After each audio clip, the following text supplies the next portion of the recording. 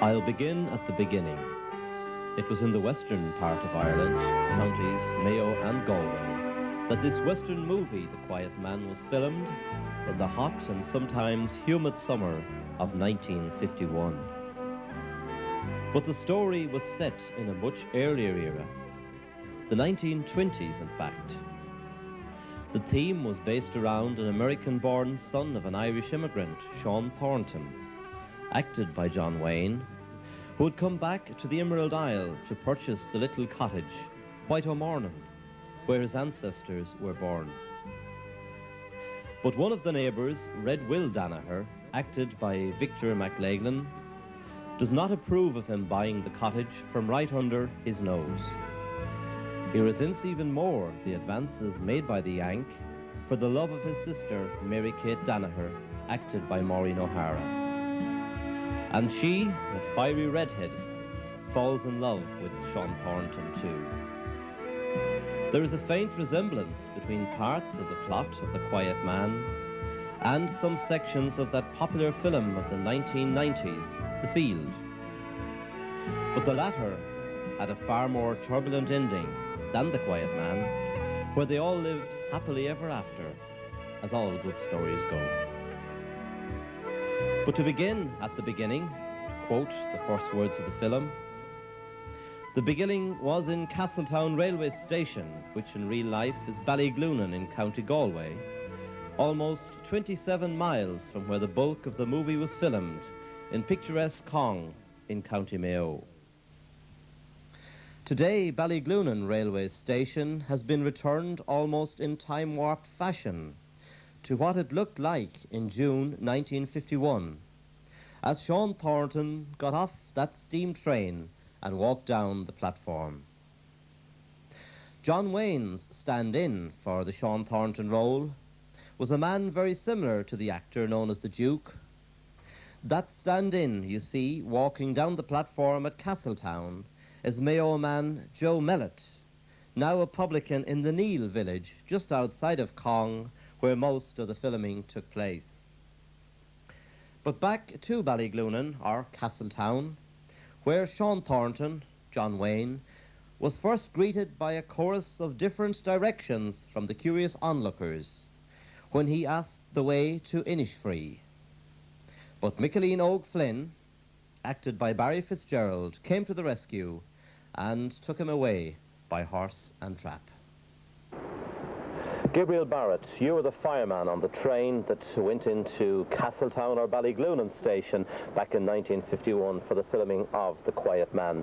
Can you remember now, did you have to spend a lot of time around Ballyglunan during the filming of that particular segment? We spent the week from Monday to Sunday, the following Sunday, with the film crew in Ballyglunan from 8:30 in the morning till 5:30 in the evening. So there was a lot of delays and one thing or another. Not delays in the sense that things broke down or anything like that, but doing the scenes over and over and over again. And I was right in the middle of all this scenery because I was the fireman, the engineer. I could get down and watch them doing it close up.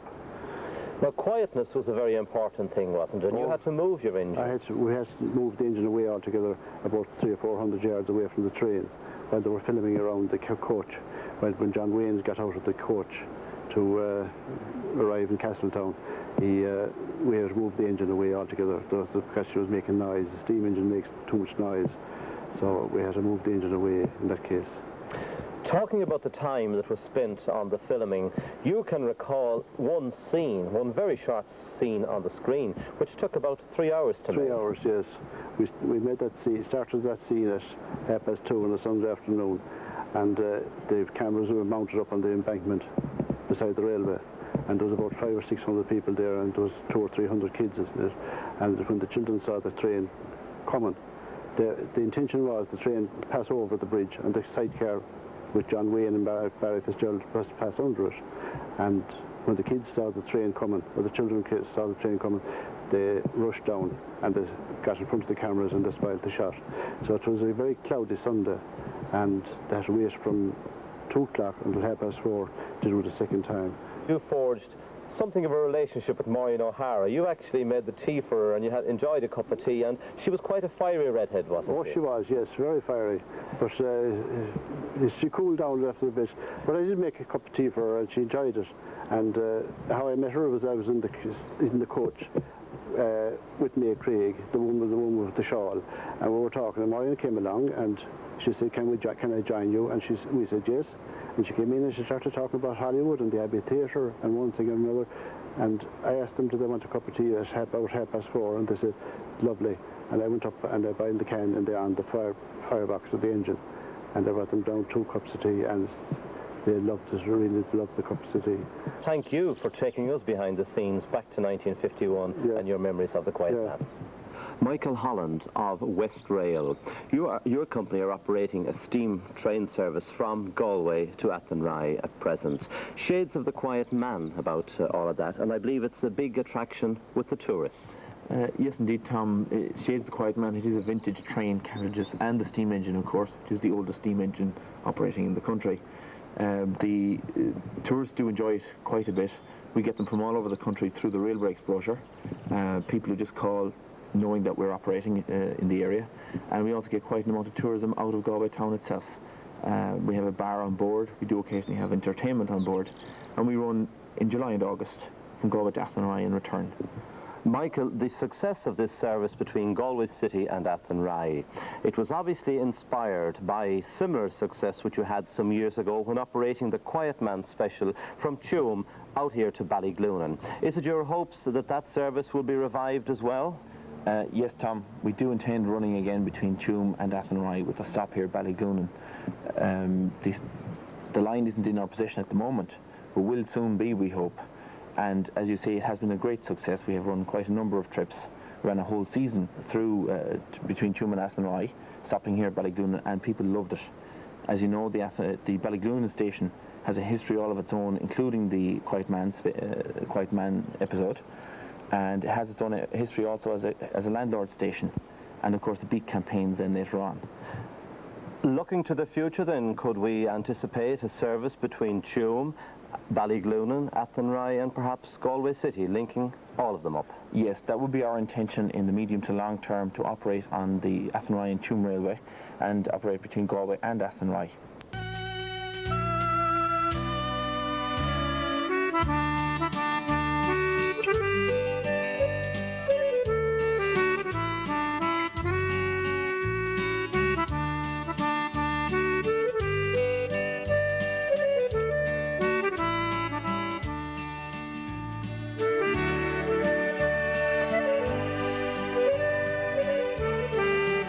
The next scene, after they had left by horse and trap from the railway station to go to the White O'Mornan cottage, was under the bridge close to Ballyglunan as the train sped away while the trap and its occupants went under. In the 1990s, the West Rail steam train does likewise, in summertime, going over this bridge. But now the horses and traps are replaced by countless cars that travel under it. Castletown, or Ballyglunan station, was to feature again in the latter part of the film, when Sean Thornton, John Wayne, rode up the railway line on his horse, and letting his faithful steed run away out the gate, he searched the train standing at the station until he found the lady who was by this time his runaway wife, Mary Kate Danaher, and he dragged her from the train. Out the gate he dragged her, and the train driver and his friends climbed up on the wall to watch what was happening. The gate and the high wall at Castletown are still the same as in 1951. The gate is still painted in bottle green. A few hundred yards from the station stands the bridge over the local river, and on his way to claim the dowry money for his wife from her heartless brother, he dragged that same wife in far less than gentlemanly manner over this humped-back bridge and across the fields. It was over another bridge close to the Failmore River, not far from Mam in Connemara, that Sean Thornton got off the trap to get his first view of the White O'Mornan cottage. The bridge and the river look similar to what they were in 1951. As they drive into Cong village, Pat Cohen's bar is the first premises to catch the eye. It still looks the same today. But it is a deception to think that Pat Cohen's bar is a real Irish pub. It is, as it was in 1951, a sweet shop, owned now by Jack Murphy, who vividly recalls the filming there. Jack Murphy, you have vivid memories of Pat Cohen's bar, which was your family grocery store owned by your parents in 1951. The store had to be completely changed into a bar setting for the film. That must have been a major upheaval for your family and for yourself. Yes, it was. It disrupted our business quite a bit. They negotiated the deal with my mother, who was running the store at that time. And there was a lot of work entailed. Curtains had to be hung on the windows. It had to be turned into a bar to look like a bar. And there were only actually 3 days there filming, even though the board was up several weeks. Now, the excitement leading up to it, I believe that you were a teenager at the time, and like all the other teenagers around Cong, you remember the excitement, the build-up to it all. You were watching out for the actors and actresses to arrive. I was indeed. I remember the first one I seen, I was fishing on the pier at Ashford, and I seen this athletic-looking man coming towards me. I recognised him instantly because I'd seen a lot of films at the time, and I'd seen him in westerns and American Civil War movies, and the man was Ward Bond. He was the first one of them I'd seen. So he asked me, is there any fish, he said, in the hole? So I gave a laugh and I said, he's not an angler anyway, to myself, because the hole he was talking about was Loch Corrib, one of the biggest lake in the Republic. You ended up also as a driver with some of the actors and actresses, and you travelled the roads of Connemara that time, taking them here and there. That's right. I had a station wagon at that time, a Bedford station wagon, and I used to bring the camera and the 2 stand-ins, Sean Maguire from Cross and Etna Vaughan from Mycullen, and we went all over Connemara with the 2nd unit. And there was also an actor, wasn't there, that wanted to go 20 miles away just to enjoy his steak? Yes, when work was over every evening, that was my job, to bring old Victor McLagan all the way over to the Imperial Hotel in Tuam, where he said it was the only place he could get a steak to suit him. Now, not alone were you a driver, but you also ended up on the film as an extra, working on the film. And I believe that you were part of the fight scene. Yes, I was in the Meadowfield up in the farmyard near Ashford Castle there, when they were doing the fight scene there in the Meadowfield. And after the money being burnt, if you remember that scene, the fight then started, and we had to all rush down the hill after the 2 protagonists. And were you one of those people that was throwing the buckets of water at them during the fight? no, but I had a hay fork in my head. Any injuries from it? Yes, I had a few sore ribs after it.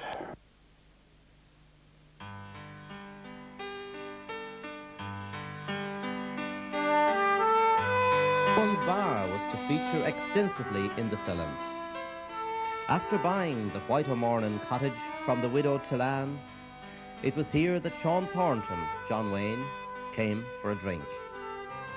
He bought drinks for everybody in the house, and on his arrival later at the pub, Red Will Danaher was not at all pleased to hear the locals say, "The men of Innisfree welcome you." He was quick to say the opposite. Later on, the crowd were to sing Galway Bay in Pat Cohen's bar, as the threat of another fight between Sean and Red Will loomed large on the horizon. And when the real fight took place, also in Cong, the owner put a sign on the door saying, "Gone to tea." However, typical businessman that he was back to serve them drinks during a lull in the fighting, which was to erupt again inside the pub, with the 2 combatants beating each other out through the closed door and onto the street, where the crowd were still waiting for more of the action.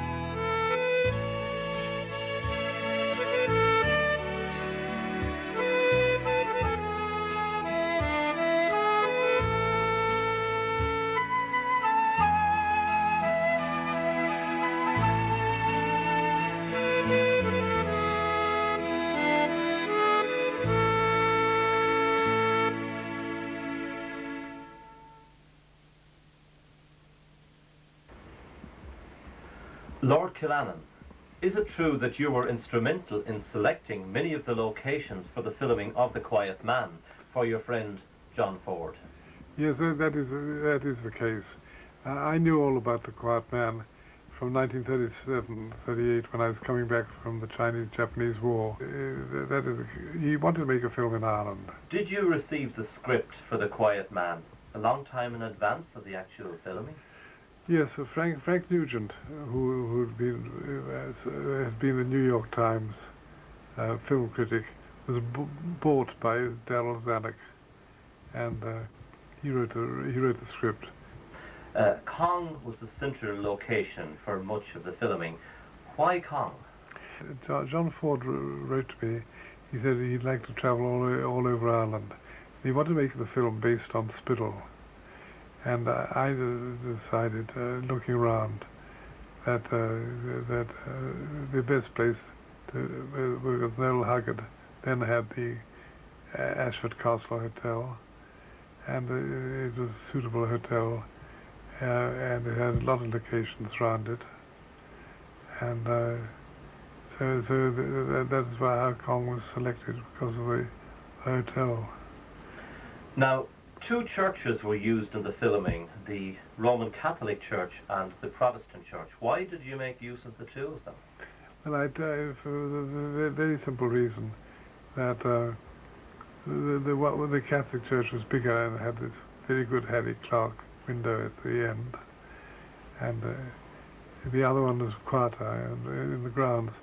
But we got in terrible trouble because we had a font which is now outside the Catholic Church, and we left it outside one Sunday outside the Protestant Church, and it's not a stoop, it's a font. It's where the Patty Fingers incident in The Quiet Man takes place, and it was frightful to do. The font is now back outside the rebuilt Catholic Church. Yes, I don't think the rector was very happy at the time.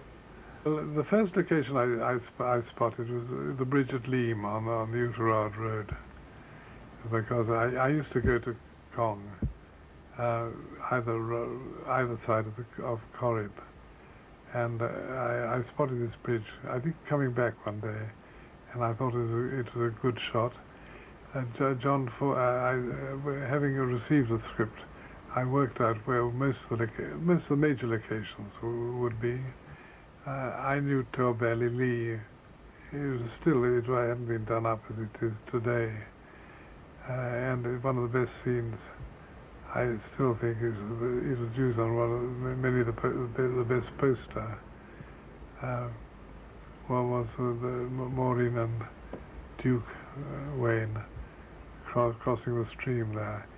And on the tandem ride, they went towards Carmore, alongside the lake there.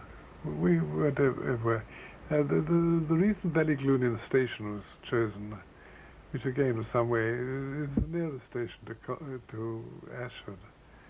But I knew it because I used to hunt for the Galway Blazers, and there were very few trains on that line. But they always seemed to be coming when we were hunting. And I used to ride up and down on my black Hunter, which John Wayne rode in the film. So it was really a case of fate. That's why Ballyglunin, because of you were familiar with it. That's how it happened to be on the film. Yes, it was. But John Wayne came to me one day and said, "This is the most bloody awful horse you've given me to ride." And I suddenly realized John Wayne couldn't ride on an ordinary hunting saddle. And if you watch very carefully, you'll see we had to send to America for a Western saddle, and if you look at some of the close-ups, you'll see that he has two saddles in the film. I think the first shot of John Wayne, he's on my hunting saddle, and then the next shot he's on the cowboy saddle. Getting to the Whiteamornan cottage, the people who owned that, did they get a very high sum for its use during the filming? And I said to Lee Luthiker, the production manager, he said, what should I pay for the cottage? And I said, about £25 a week, thinking of its letting value. And the result was that Lee said to me, we have far more than that in the budget. So I think they paid, the Joyces got quite a large sum of money. Some of the critics might say that The Quiet Man was stage Irish. Now, what's your reaction to that, and why, after 40 years, is it still such a success? Well, it was stage Irish, but I looked on it as a Western. To me, it's more of a Western than an Irish film. John Ford was very sentimental about Ireland. 40 years later, why is there still such an interest in it? Well, I think it's a great classic. And I can't tell you why it's cult, but it had tremendous international effect. And there's no doubt at all that it did a tremendous amount for the Cong area, which I was delighted that Maureen O'Hara, some years later, got an honorary degree from the National University of Ireland. Well, Lord Killannon, you have wonderful memories of the filming and of its success. And thank you very much for sharing your memories with us.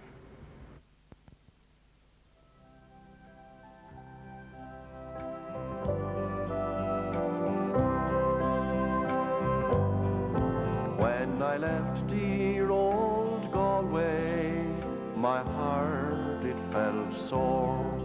I kissed my dear mother as she stood by the door. She waved her hand towards me, I can still hear her pray. On the banks of Lough Corrib, in the town of Galway. I will always remember, before I did roam, we danced at the crossroads till 'twas time to go home. The girls, they did sing like the birds do in May, on the banks of Lough Corrib, in the town of Galway.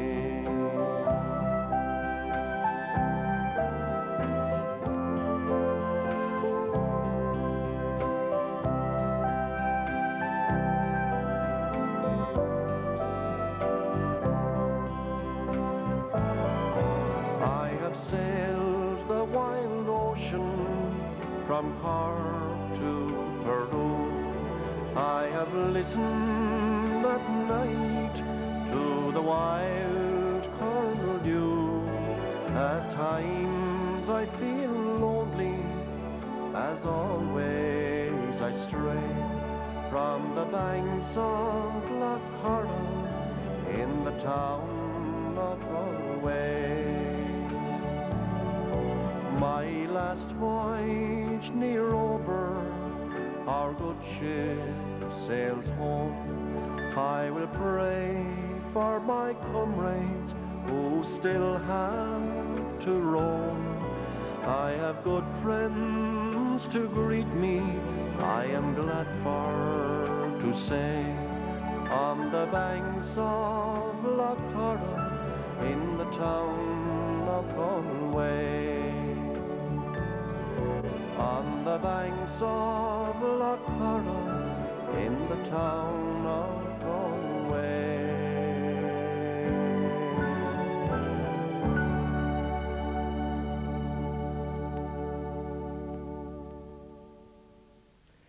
The Failmore River is seen in the Quiet Man film as it flows beside the White O'Mornan cottage outside Mam in Connemara in County Galway. Using Cong as a central base, it is 14 miles to Mam Bridge, 27 miles from here to Ballyglunan, and 27 miles to the beach at Lethergesh, where the horse racing was filmed as well. It's 40 miles to Clifton in Connemara, where some of the scenes on the journey by horse and trap made by Mary Kate and Sean to the fair in Cong, were also filmed. The beautiful Kylemore Abbey, seen in silhouette in this production, is about 35 miles away to the west. It was at Layham Bridge near Uachtar Ard, just off the main Galway to Clifton Road, that Micheline Og Flynn, Barry Fitzgerald, stopped the horse and trap on the way from Castletown station, and Sean Thornton sat on the bridge and got his first view of the White O'Mornin cottage. Here, too, his mind wandered back to his youth, and the voice of his dead mother was ringing in his ears about the beauty of the old ancestral home. It was here, too, that Micheline Og discovered the real identity of the Yank he was taking from the railway station to Innisfree. Today, the bridge looks no different to what it was like in 1951 when the film was made there. This concrete bridge, still located on the left of the ruins of the White O'Mornin cottage, is where Sean Thornton said goodnight to Micheline Og as he viewed the cottage in the howling wind and rain while on his way to spend his first night there, with his sleeping bag ready to be pressed into service. Inside, he was to discover that Mary Kate Danaher, who he had first seen herding sheep on the hills, had the fire burning in the old-style fireplace in the cottage, and she was hiding in the house as well. But on discovering her, Sean stole his first kiss from her here in the cottage also. Today, only the ruins remain of the White O'Mornin cottage outside Mahon Bridge in Connemara.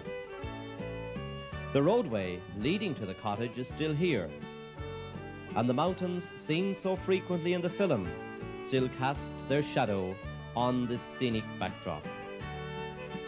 You can still see the roofline of the extension to the end of the cottage, which of course was neatly thatched when seen in the original film. Very little remains of the inside of the cottage. Only a few stones are still standing of what was the fireplace. But in the film, the inside was never used anyway, as all the indoor scenes for the house and other houses in the original film were in fact filmed in the studios in the United States. The stepping stones in the river in front of the ruins are the same ones used by Sean Thornton and Mary Kate Danaher, crossing to and from the cottage in the film. And the grass embankment, located towards the bridge, is where Mary Kate fell on her way home on that first night, after she had been in the house to welcome Sean Thornton. The rain was falling, and the storm was raging as she walked home. It was over this brook that the large double bed was taken by cart to the cottage, as Mary Kate and Feeney, her brother's servant, watched over the neighbouring wall.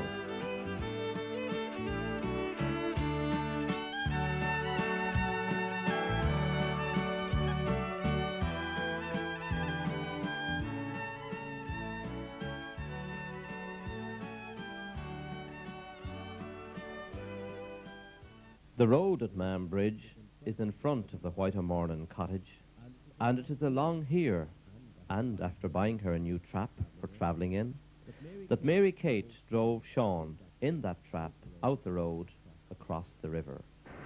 Vaughan O'Sullivan, you were the stand-in for Maureen O'Hara in the Quiet Man film. Now, in spite of the fact that over 100 girls were auditioned for the part, I understand that you were selected purely by chance one evening when you were out having tea with some friends in Ashford Castle in Cong. Yes, that is so. In fact, 200 girls applied, and I'm not surprised because it was such a novelty at the time that I think almost every redhead in Ireland applied for the job. Even in the university, they were asked if they had any redheads to send along. The similarity between yourself and Maureen O'Hara, it was quite striking, wasn't it? Yes, I think the long distance shots, yes. Maureen has beautiful brown eyes, and even though her features were quite different to mine, I could see a slight similarity, a slight something, yes. But Your memories of some of the other actors, some of the other members of the cast, I Yes. think Victor in particular, you have fond memories of him. yes, Victor was a lovely man, really ungainly, and during his youth he was very much involved in boxing, and I could see that his nose was a target for some great punches. He had an extremely flat nose, but beneath all that ruggedness there was a great kindness. When we went down to the Cliffs of Moher, it was very important for this particular shot that we should have a perfectly blue sky. Not even clouds were allowed. We waited, and at noon just a little portion of blue appeared, and I had to get into action straight away, and I had to descend from quite a height and run down very near the edge of the Cliffs of Moher. I was petrified and terrified, so they asked me if I would do it again. Apparently they wanted me to run a little faster, and I did. And just as I was coming to the end of the cliff, the sky became overcast again. So Mr. Ford, being such a perfectionist, he decided we're going to scrap it. I don't think he said we'd come here tomorrow again, though it could be a lovely shot, he said, if we just got the right sky. I understand that John Ford made a suggestion to you that you should come to Hollywood and work on the films, but you turned that down. I did. I was very friendly with May Craig and Eileen Crowe.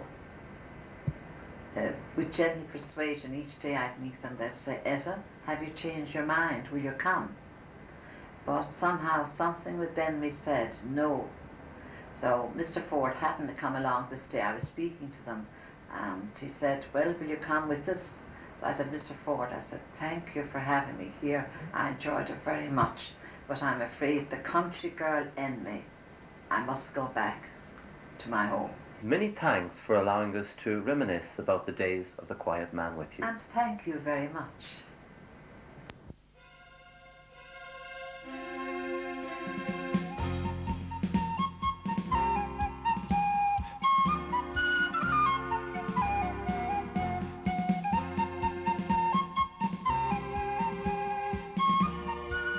Beside Peacock's business premises at Mahon Cross in Connemara, the tourists and locals alike can still view a replica of the Whiteo'Mornin cottage in all its splendour. This replica of the Whiteo'Mornin cottage is at Peacock's premises on the main Galway to Clifton Road. And it also features a replica of Lame Bridge, complete with a dummy donkey, to make the scene even more realistic in the eyes of the tourists and other visitors passing by on this very busy road. Closer to the Atlantic Ocean, in Clifton, County Galway, the scene going to the Castletown Fair was filmed. In her trap, Mary Kate drove Sean along by the river outside Clifton to the fair. They travelled along beside an ivy lodge and into the outskirts of Clifton. Clifton Jail and the spire of the local church and the pony showgrounds were also in the film. But of course, the rest of the fair was shot in the centre of Cong, County Mayo, in front of Emily O'Connor's shop. In the 1990s, Cong, which was so central to the filming of The Quiet Man, still retains so much of the rustic beauty that it epitomized back in 1951. With the Cong Church of Ireland in the background, this is the location of the film, where one can see the local ladies with their shawls passing over the bridge on their way to Sunday Mass in Cong Catholic Church. John Wayne's 3 children were also seen in the original film here in Corcoran's Field, with the Protestant church in the background. The Reverend Playfair's house, as seen in the film, is still as neat as ever, located not far from the river and beside the Catholic Church in the quiet Cong of today. This house was used for the courting scene when Mary Kate Danaher and Sean ran away from their chauffeur, Micheline Og, in his horse-drawn vehicle. They stole the bicycle from outside the house and made their way to the next scene, which was filmed at Thorballylee, outside of Gort in South County Galway. The fine building beside the brook, which Mary Kate and Sean ran through, was at Thorballylee. And this was one of the favourite haunts for the famous Irish poet W.B. Yeats and his friend Lady Gregory. It is now an interpretive centre and a major tourist attraction. But back in Cong, the Reverend Playfair's house was again seen at the end of the film, when the Church of Ireland bishop came to visit, and he got into his car, which was parked here, just outside the house. Today, you can still take a guided trip in the footsteps of the Quiet Man, as Innish-free guided tours of Cong will help you travel back in time with one of the youngest tour guides in the world. This is a pillar that Mary Kate peeped around when she was looking at Sean Thornton and Micheline Og talking about her. Add that one with the freckles in her temper, that red head of hers is no lie. She is 12 years old Lisa Collins, who has told the story of the Quiet Man to countless thousands of tourists as she takes them on a trip back in time. The holy waterfront was here and Micheline Og's trap was here, and this is where Micheline Og gave his telling off to Sean Thornton. It's a bold, sensible man you are, Sean Thornton, and who taught you to be playing pattyfingers in the holy water? Here on the banks of the Cong River, beside the trees, is where the Catholic priest, Father Peter Lonergan, would have fished. It's also here that so much of the fight scene between Red Will Danaher and Sean Thornton was filmed. Danaher ended up in the Cong River after a blow struck by Sean Thornton, and when he got a helping hand to get out of the river, he got this helping hand from Sean, but he returned the favour by striking him back. In the Quiet Man film, Cong Abbey, close to the Catholic Church, was also seen.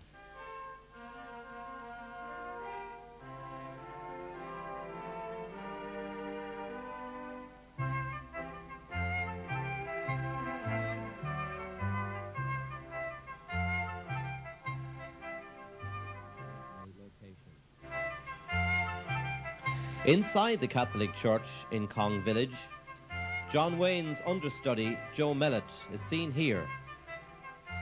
And so also is the beautiful Clark stained glass window. But today, the window is in a different position to the time when the original film was made. It is now at the rear of the altar, but back in 1951, it was higher up on the wall near the road.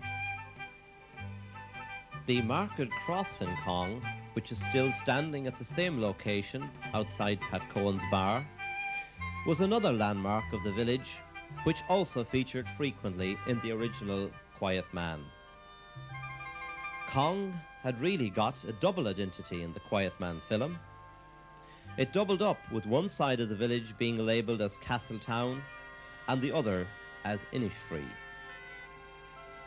The Castletown side was where the fair scene was shot, outside Emily O'Connor's craft shop, which is still in business, but it was a grocery shop at the time of the filming. Mary Kate and Sean were seen having an argument in their trap in front of this shop, while Red Will Danaher and his friends were drinking pints of porter at the fair, not far from the post office. And this latter building still remains exactly the same today in the 1990s as it was in 1951.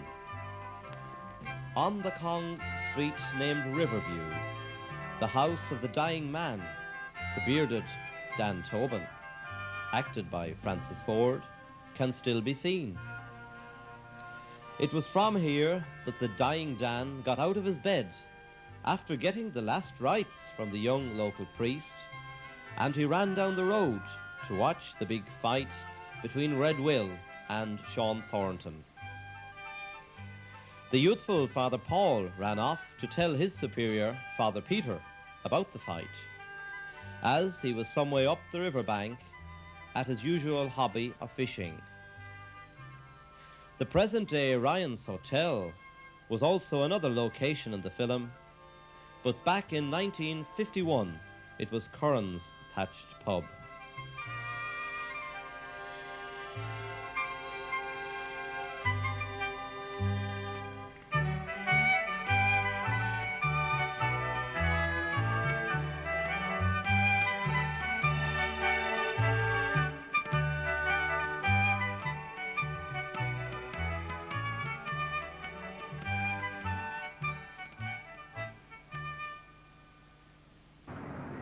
Joe Mellett, you were the stand-in for John Wayne in that epic film, The Quiet Man, back in 1951. Now, we're going to concentrate for a moment on the scenes in Lettergesh, along the beach, where all the horse riding took place. It seemed very daring, but in reality, was it as daring as it appeared in the film? No, I wouldn't think now as it appeared in the film.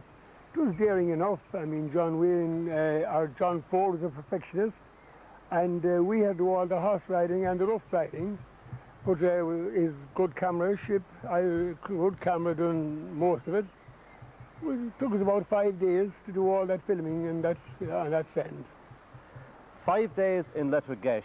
How many days in Ballyglunin, or what are your memories of that? I think it's been about 4 or 5 days more, if not 6, in Ballyglunin. And that was more tedious because I had to get in and out of that train wagon, the train coach, in and out until John Ford says, wrap it up. And that took about 5 days to do that few minutes of a shot. Now, Ireland in 1951, rural electrification hadn't come to those parts, so how did they manage? It must have been a very complicated job doing a film in them days. It was all, they had their own generators, and they had to keep them half a mile away because, I mean, on account of sound and everything. And it took them a long time to rig up all those things. Maybe hours waiting for it to do a 5-minute shot. Hours and hours and hours. And we finished up, I remember the filming in, which is now Keynes in Mame. It was Wallace's in Mame in that day. And that's the first time John Ford or John Wayne ever took a drink when we finished up, because John Ford says to wrap it up and finish up with it. So him and I had a little drop of whiskey. There was no glasses to be had at the time, so he didn't want them. Just got the bottle and pulled the cork and down the hatch. But in the intervening years, you have always retained and maintained contact with the Quiet Man, and indeed newspapers all over the world have maintained contact with you because you've been featured in many papers in different parts of the world. That's right. I was on Cara Magazine for the airlines, the Washington Post, the Chicago Tribune. Brian Downs gave me a full page on Patrick's Day and wanted me over 2 years ago to meet some of the Irish guests over there, and I had them coming from all over the world calling to my place in the Neil for food and drink. John Wayne actually selected you for the part in the film. That's right, he did himself, and he just walked. There was about 8 of us. The scouts were out a week before I came, and they said would I be available and to be in Cong at such time in the morning. And John Ford, I remember John Ford and John Wayne walking out and just looking at us. They were looking, my thing was some more prize bulls looking us up and down. And the next thing John Ford said, you. So I went off to his wardrobe people, and I was dressed exactly the same as him every day. No matter what he wore, I had the same as him, exactly. The greatest film of all time, I think, must be, because I get people from all over the world calling to see me. From all over the world now, that's a big thing to say. Well, Joe Mellett, thank you for sharing your memories with us of that time in 1951.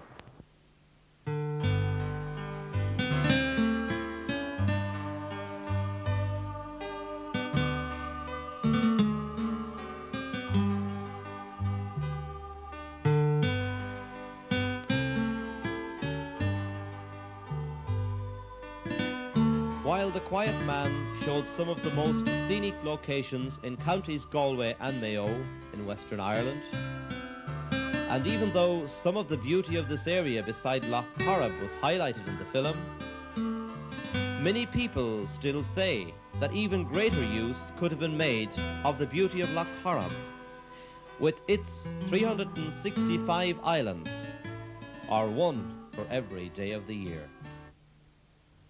The Red Bridge at Kylemore Abbey had railings when it was featured in the Quiet Man film in 1951.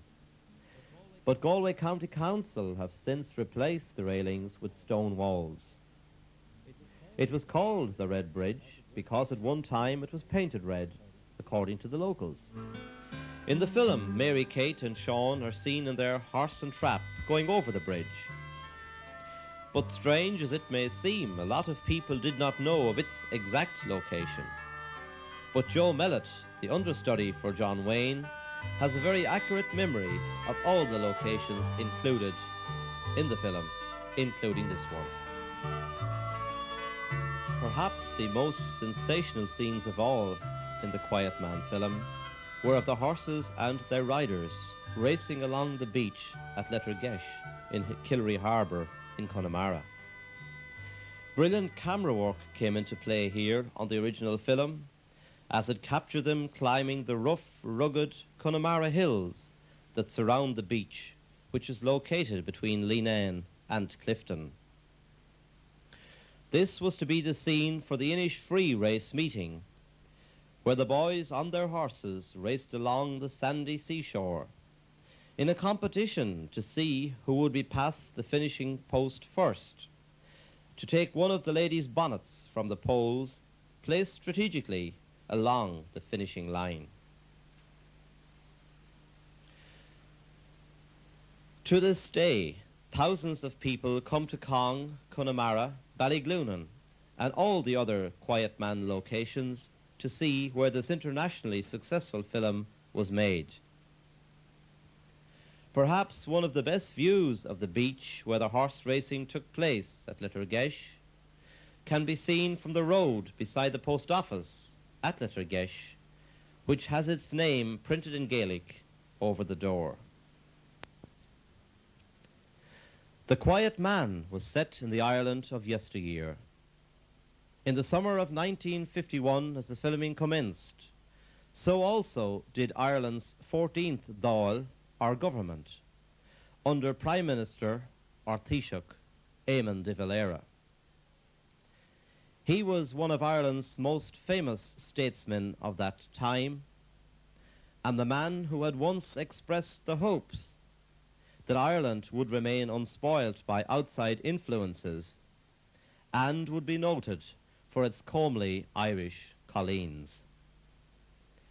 And so it was in 1951. Well, at least rural Ireland was reflected honestly in the film, albeit the rural Ireland of perhaps an earlier generation. But this film was to tug at the heartstrings of movie lovers in suburbia, as well as in the more rustic settings all over the world. It was a sentimental journey back in time. It still is a trip back to the basics of rural life for many. It epitomizes the simple joys, the minor trials and tribulations of honest-to-goodness, ordinary country folk. Though many of the cast and many of the extras may have travelled on to star in a different movie in the sky, the words of one of those extras, the late Jim Moran of Cong, sums it all up. One of Jim Moran's favourite sayings was, "The quiet man will never die."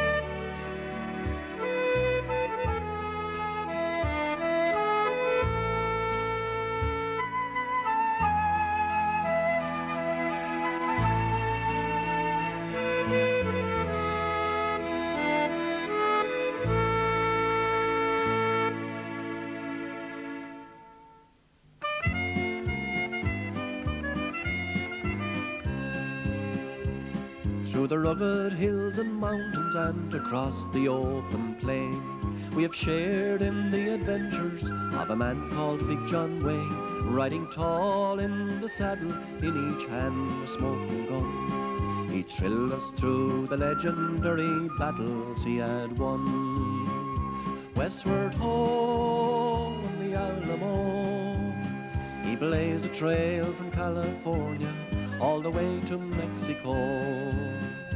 Riding shotgun on a stagecoach when his great career began. With the pretty Miss O'Hara, he played the quiet man, cowboy, soldier, sailor, airman, all the heroes he portrayed.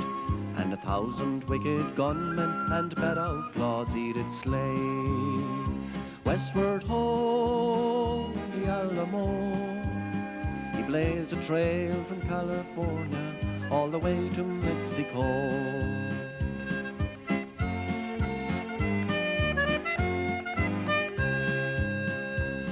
We revelled in the action as he blazed across the screen, while he fought a real-life drama with cruel death behind the scene. And he fought with endless courage until June of '79, when the world's most dreaded killer had finally shot him down. Big John, though you're gone, you still cast your giant shadow on this earth we live upon. His patriotic feelings all the US they know all. America was kind to him and the Duke returned her love. We'd all known the kind of world that God intended to maintain, if everyone would act upon the dream of Big John Wayne. Big John, though you're gone, you still cast your giant shadow on this earth we live upon. Big John, though you're gone, you still cast your giant shadow on this earth we live upon.